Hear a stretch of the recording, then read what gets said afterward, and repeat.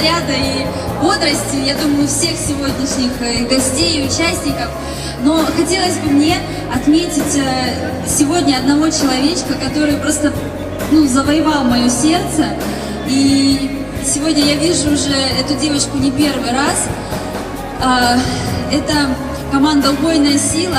И девочку зовут Алина Нищерякова. 6 класс, средняя школа, номер 35.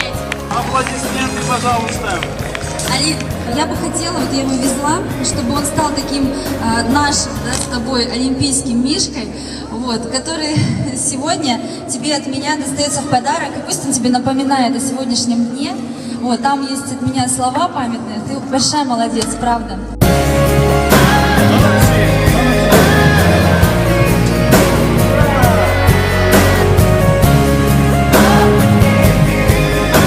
Очень рад, что эта эстафета стала традиционной, и мы ее проводим уже 2-й год.